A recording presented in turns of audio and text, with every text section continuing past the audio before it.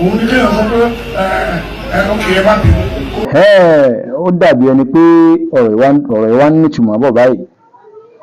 Ẹ̀yin wa ẹ má gbàgbé pé àwọn àfáà ti fọ́n sórí ẹ̀rọ ayélujára pẹ̀lú ìbínú nítorí gbólóhùn tí Alhaj Wasiu Ayinde Marshal K1 tí wọ́n sọ pé àwọn àfáà ganúlẹ̀. Ó dàbí ẹni pé ọ̀rọ̀ náà fẹ́ yàtọ̀ sí ní táwa ń sọ o.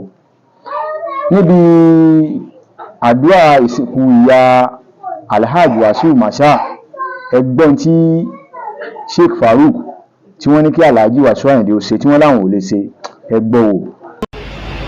Tó bá wá rí bẹ́ẹ̀ táwọn èèyàn gbé ká tí wọ́n sì bínú kọ́lọ̀ náà tó dá wa dá àwọn èèyàn sì wọ̀wọ̀ bọ̀ yìí. Ìyá lè sìn àgbọ̀n kò rí ẹni pè àwọn èèyàn kan gbọ́dọ̀ wọ́n ní bìsíbìsì.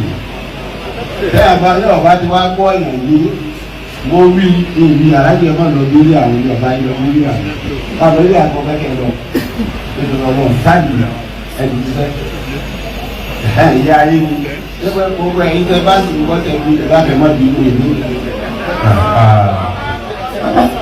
Jama àwọn òkàwé ṣùgbọ́n àwọn tó kà wà láàrin wa àwọn ẹni tó wọ́n ní kò sí. There is no ignorance in law. Admittance of guilt. Òun ní kéèyàn sọ pé ọkè ẹ má bínú. Kò lè ṣẹlẹ̀, kò ṣẹlẹ̀, kò sí reason fún. Tí o bá ti sí reason fún, tí o sí reason fún yẹn, tí o bá admit ẹ pé torí náà ẹ má bínú. It's an admittance of guilt. Kò sí tó ṣẹlẹ̀ bẹ́ẹ̀ bẹ́ẹ̀ ṣùgbọ́n àlọ́ láì. Àwọn èèyàn máa ń lọ ẹ́ tó bá wọ anybody kó máa gbé ó ń gbé látàrí àpò ara ẹ̀. Bàbá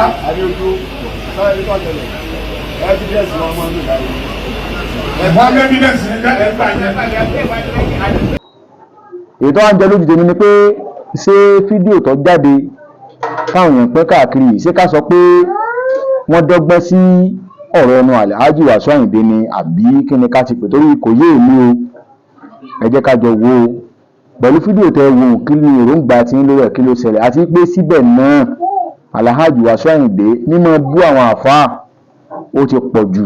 Eléyìí ṣàkọ́kọ́ kìí ṣe kejì. Mo rántí pé nígbà tí Alhaji Saheed Òṣùpá tí wọ́n ń ṣe ìsìnkú ìyá wọn náà bí Alhaji Wasiu Ayinde àti Sheikh Musa Buhari ọmọ Musa bí wọ́n ṣe jọ ń ta àwọn síra wọn náà nítorí pé ó ṣòwò Alhaji Wasiu Ayinde síbẹ̀ náà ọkàn wọn le ṣùgbọ́n ìmọ̀ràn tèmi fún wọn ni pé ẹ̀rọ ra yín lẹ́ o ìkọ̀sẹ̀ tí máa ń ní nǹkan tán o bí ààrẹ orílẹ̀-èdè wa ṣe wà wọ́n láwọn tí wọ́n ń tẹ̀ fún o kò sí bí wọ́n ṣe gàgàgà tó láyé ìrún níbi títí ń tẹ̀ ojú ọmọ Yorùbá ìmọ̀ràn lèmi fún yín o àdúrà wọ́n gbà ẹ̀ ní bẹ́ẹ̀ ní ẹ̀yìn o ibi ẹ ti wọkọ̀ dé ẹ̀ ní fẹsẹ̀ rìn débẹ̀ Alhaji Wasiu Ayinde ó dàbọ̀ àṣejẹ máa ṣọ́ fẹ́ gbà wọn tábìlì ẹ máa sọ kójú oní tìmọ̀ láàfin ni ọ̀ sọ̀ká ló ń gbé síjáde.